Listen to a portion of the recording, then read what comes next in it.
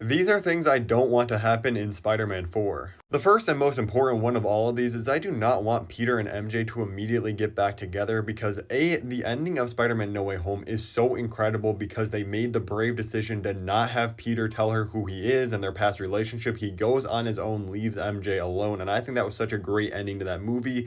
If you have them get back together immediately, it's going to completely ruin the emotional impact of Spider-Man No Way Home. Now listen, we already know that Zendaya is going to be returning for Spider-Man 4 because obviously her and Tom Holland are together in real life and they have a lot of weight of what happens in these movies, and Tom Holland literally confirmed that him and Zendaya were reading the first scripts for Spider-Man 4, so she's going to be in the movie, so I've conceded to that point, but I just don't want them to get back together. It should just be more stuff like at the end of Spider-Man No Way Home, maybe them becoming friends again. And yes, obviously at some point in the trilogy they are going to get back together, but don't do it right away in Spider-Man 4. Another huge mistake this movie could make is not introducing Black Cat, because like I said, our time is limited for when Peter and MJ are not going to be back together, so I think this is the only chance we really have to introduce Black Cat, a character we haven't even really seen in live action in a Spider-Man movie yet. Yes, I know Felicia's in The Amazing Spider-Man, but that doesn't count. No matter who the villain of this movie is going to be, I think she would fit in perfectly as like a side antagonist, kind of anti-hero type of character, playing kind of the same role as Catwoman in the new Batman movie. Because yeah, obviously these characters are very similar, but yeah, she's not necessarily a good guy, but also Peter at the same time is kind of maybe falling for her because he's so vulnerable not being with MJ or having any of his friends remember him still. I also really think that adding this character in could really help the tone of this new movie feel different and kind of grow them up a little bit. No, I'm not asking for like a 50 Shades of Grey in a Spider-Man movie or anything, but just a little bit more of a serious adult relationship. And having Peter deal with, hey, he still loves MJ, but she doesn't remember him at this point, and Black Cat is always there for him and he's kind of falling for her at the same time. Another thing that would really ruin this movie is if they bring back Tobey and Andrew Spider-Man as main characters or even cameos again. It A, just would not hit the same as the special moment in No Way Home and would just really feel like a cash grab. And B, again, it would take away from Tom Holland's story of finally being on his own as Spider-Man. He doesn't have Tony Stark anymore. This has always been asking for. If they jam these other Spider-Man in, it would really just ruin the movie. Now, I love these versions of the Spider-Man, and I wish Sony would just put one of these in their solo villain universe. Because I would love to see them again get a chance for The Amazing Spider-Man 3 or Spider-Man 4 for Tobey Maguire, but I do not want them in this next movie. I know it's kind of an unpopular opinion because a lot of the general public just wants to see the Spider-Man they like again, but I really think it would ruin this movie's story.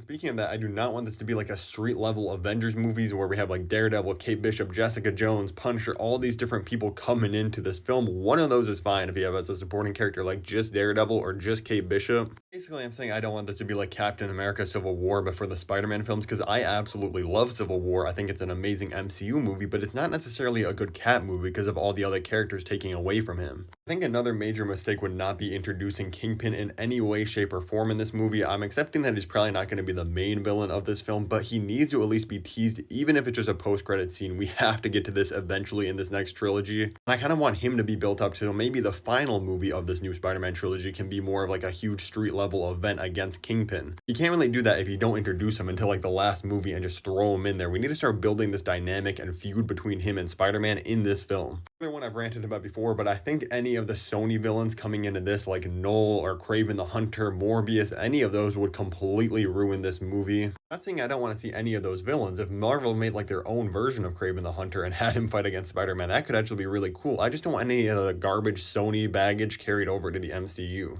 This one might sound a little dramatic, but I don't really think it is, because I think if they replace the ending suit from Spider-Man No Way Home in this movie, it's going to be a huge mistake. Not only is the design of this suit just so clean that I would love to see it for a whole movie, I'm kind of sick of the gimmick of them making like 3 to 4 suits of film in these MCU Spider-Man movies just to sell more and more toys. Just give us a one suit in one movie that can kind of become iconic, like the Amazing Spider-Man 2 suit. Thinking about making this a series where I do this for a bunch of upcoming movies like Sonic 3, Superman, and any others. Let me know in the comments below what upcoming movies I should do this for, and click down below to watch the video where I did this exact thing for things that would ruin the Batman Part 2.